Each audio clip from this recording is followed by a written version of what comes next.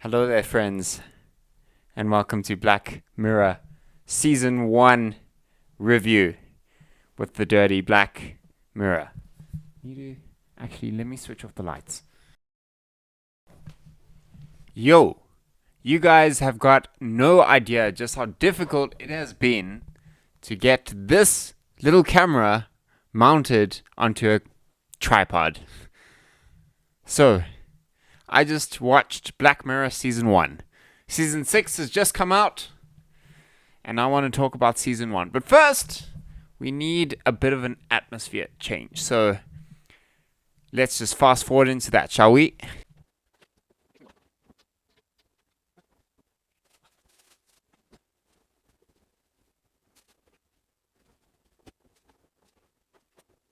Back into me.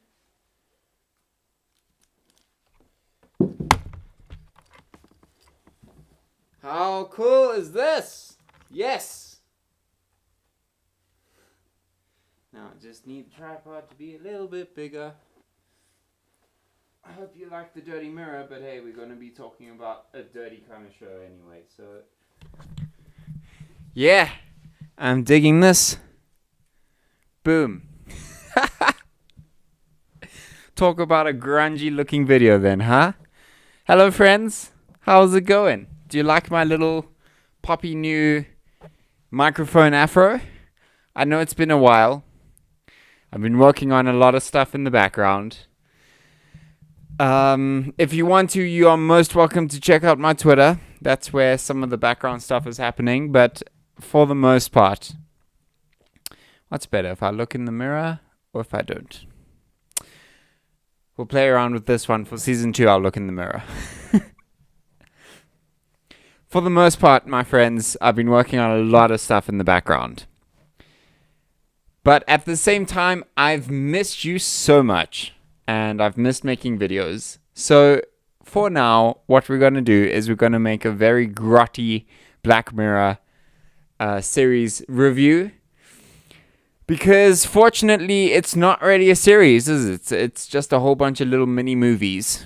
And so that way, I can make some cool content, bang it out fast, and we can still stay relevant in the pop culture sphere, even though, oh my god, there's so much to talk about. All the video game E3 Summer Games Fest kind of story, all that stuff has dropped.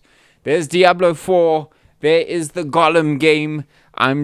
I need to see if this actually even works, this little microphone thingamajig, if it gets me the kind of audio that I want, or if this video right now is just going to be a complete bomb. A lot happening. I hope you've been checking out the Daily Wolves, though, on my channel. At least I've been consistent with that. So, all of the preamble, ramble, and context aside, Black Mirror, Season 1. 3 little mini episodes. The first episode was about a politician and a pig. There really isn't much that I want to be talking about in this episode because, to be honest, I don't want my channel to be confiscated or removed.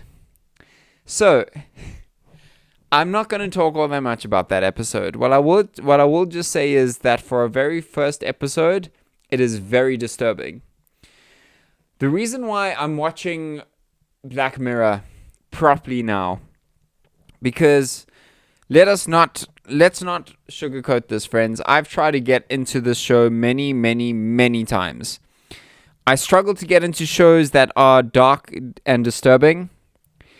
And episode 1 is consistently dark and disturbing. It's about a man and his pig. Oh boy.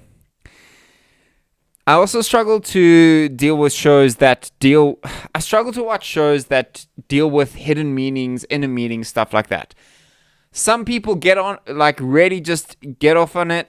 I'm not that kind of person. I just need direct kind of stuff. And if there are the hidden meanings and subtleties in between the directness, then cool, I'll be willing to explore it. But shows that just deal with subtlety and nuance, I struggle to get into. And Black Mirror is in some cases, that kind of series. So episode 1 deals with a politician. He's thrown into a crisis, and he is essentially told, you have to do something or a very important person relevant to your country will be executed. And in this conundrum, outside of that, there's a whole media frenzy. And I think that's what that episode addresses, an entire media frenzy. In general, friends, the reason why I am now watching Black Mirror every single episode is because I do know that it deals with themes, technical themes, AI, futuristic kind of themes that we are currently beginning to see. I think episode 1 is quite tame in that regard, but episode 2 definitely deals with what will humanity become. But before we dive into episode 2, let's just end off my critique of episode 1. It's a thing that exists, and I think as dramatic as it was, I don't know if maybe this was the tone that they were going for, but here's what I picked up. I saw a leader who was willing to do the hard things. Hey. He's willing to do it. It was a difficult decision, but it had to be done. He took the stand. He did the action. And as a result, crisis averted, even though he was traumatized for life, and even though his wife no longer respects him. He did the thing that a leader has to do. Even though he tried many, many different things to avert the crisis, unfortunately, when push comes to shove, hey, he did what had to be done. And thus, the episode ended. I can't say all that much. I do not want to risk my channel being taken down. Let's talk about episode 2. That episode was far better and far more... Look, none of these things are easy to watch. Let's just put it this way. But episode 2 had a lot of interesting topics and interesting talking points. Let's first start off with futuristic society, humanity, people who are in the arts and cultural space. What can they do? How can they contribute to humanity when they are not needed anymore? And we're seeing that now with the whole AI sphere completely disrupting almost every single creative, graphic designers. I feel sorry for you guys. I genuinely do. I don't know. Yeah, friends. If that is you, I don't know how you're doing or how you're accommodating with the AI space, but my heart goes out to you. Music, I haven't played around with the AI tools yet, but I know stuff is coming. With the video editing scene, I know stuff is coming. All these things are coming. So what happens with humanity then when that kind of stuff, you can't really contribute anymore because it's now so much cheaper? I don't know, friends. I'm in the thick of it right now as well because, I'm not an artist. I can't draw things. I can trace fairly adequately, averagely, but I definitely can't draw as well or as brilliantly as the stuff that I can get an AI computer image graphic thing to make me. That sentence didn't make sense, but I'm sure you can appreciate with all the stuff that I've been doing on this channel, in some of the videos, the Star Wars video as an example, all the different AI arts, I do not have the talent to create that, but my prompting does. It's a weird, crazy world that we live in now, my friends. It really is. So it deals with that. It also deals with a topic.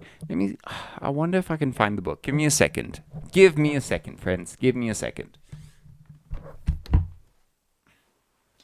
Let's see if I can find the book.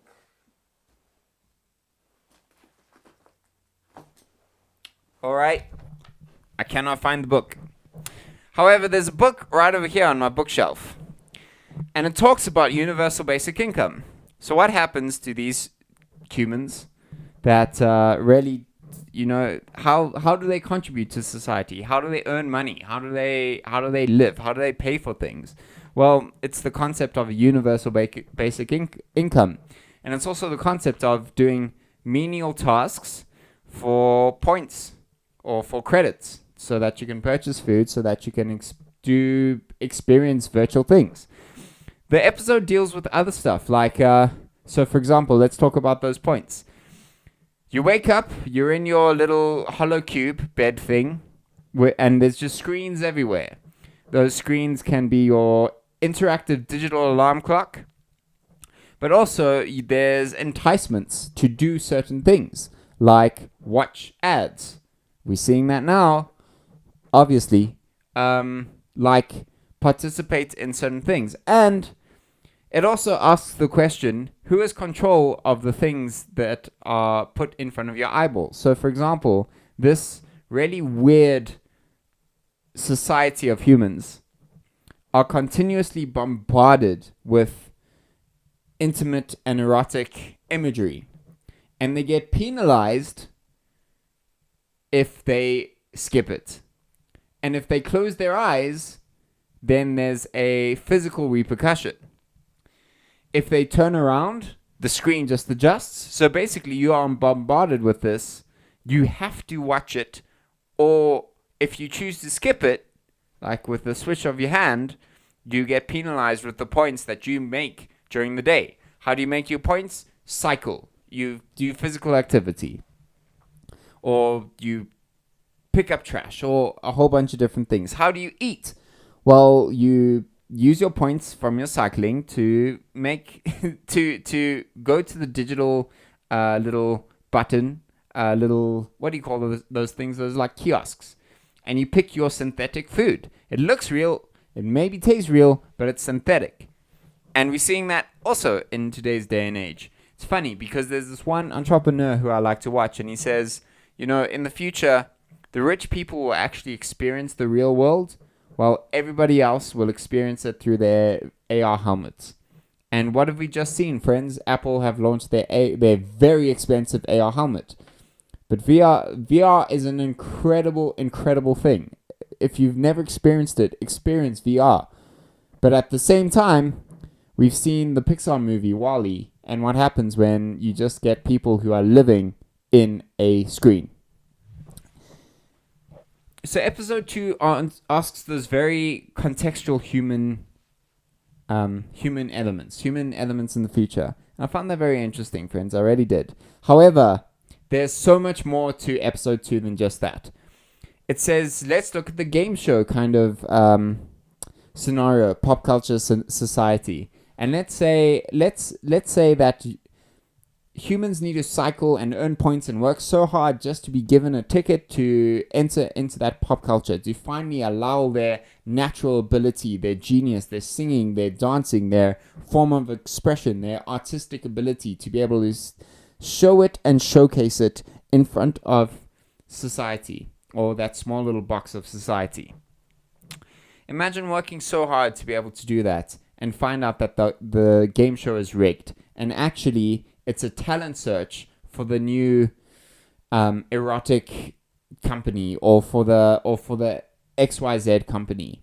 Imagine that you work so hard to finally get there, just to be told it's all a lie. It's really sad. I must say, for that particular episode of season 1, episode 2 is by far the best. Acting is superb. I cannot for the life of me right now remember who the main actor is. He is the guy who was in the film Get Out. He was the main protagonist. If you've never seen Get Out, by the way, watch it. It's very clever. It's very unique. It's a very unique horror in like the themes and the tones of racism and etc. that it deals with. Whew, I know I'm trying to make the most sense that I can today, my friends, but it's been a long day and it's getting it to be a long night. So I hope that you are enjoying this video as we go. But anyways, that particular actor did a phenomenal performance when he finally gets on stage in front of the judges and just speaks his truth and speaks out to what's really, really happening, because he gets that one. He worked so hard just to get that one shot to be able to speak, but he didn't know what would happen from there. It felt like I was watching one of those slam poetry performances, but at the same time, it was so refreshing to actually see a genuine, dramatic acting performance. I don't think I've seen something like that on a cinema screen in years, because everything nowadays is sugar-coated, family-friendly, Marvel, Disney kind of atmosphere. It's refreshing to see a well-directed performance. So hats off to you, sir. You did exceptionally well for episode 2. And then it ends with a lot of ambiguity. And ambiguity is a big word that we'll talk about for episode 3. Because it ends with he decides to take the producers up on that offer of winning. And he's now in a better looking place, better looking environment. It looks like he's acting. It looks like he's just doing it to enjoy all these extra privileges that he's been given. And it ends with him looking at a scenic view. However, my question when I was watching this was, is that scenic view, that bigger room, is that just the exact same screens that he was living in his smaller room? Or is it an actual window into real life outside world? I guess we'll never know. I guess it's ambiguous. And I guess that means we're going into, I'll talk about episode 3. Episode 3 was great. It was the second best episode of the season. And its theme is relationships and ambiguity. What happens if there is no ambiguity in romantic relationships? And at the same time, what happens if in real time in the romantic relationship there is actually ambiguity? What happens if you cannot escape any secret, any body language movement, because everything in your head, and if it's seen by your eyes, it's recorded on a little device that's plugged into your brain? And how many times have we heard about device brain things? Hey, that's been standard throughout, I guess, my entire life in watching films and cinema and shows and pop culture. And it's an interesting ask because, again, look at all the advancements that we've had in AI and artificial technology and VR over these past couple of years. We know the chips are coming. We just don't know yet in what capacity. But again, wouldn't it be cool? I think it'll be cool. You have a little chip. It records everything. You can just rewind and fast forward and zoom in and zoom out. But again, it loses that genuine human touch. Because what happens then, for example, you meet somebody, you forget their name, and then what happens to that genuine human moment where you can just look at somebody and say, hey, we met last time. I'm so sorry. I forgot your name. Please remind me. Versus, let me just quickly rewind. Betty, yeah, that's your name. I remember you, but actually you didn't. You're just kind of using your little chip as a crutch. So it loses that genuineness and plays again a lot with intimacy and ambiguity there, with a bit of a love triangle involved. Also, exceptionally acted performance. I'm not sure who the main actor is, but again, kudos to you. One thing I will say, friends, is even though Black Mirror is very unsettling, it's not my kind of show. It's not my go-to kind of show. I do really enjoy the acting performances. So that's my very muddled, jumbled, messed up, not articulated all that greatly review of Black Mirror Season 1. On to Season 2, friends, as we delve ever deeper into the depravity of this dramatic show. I hope you liked my alliteration. See you on the season 2 review.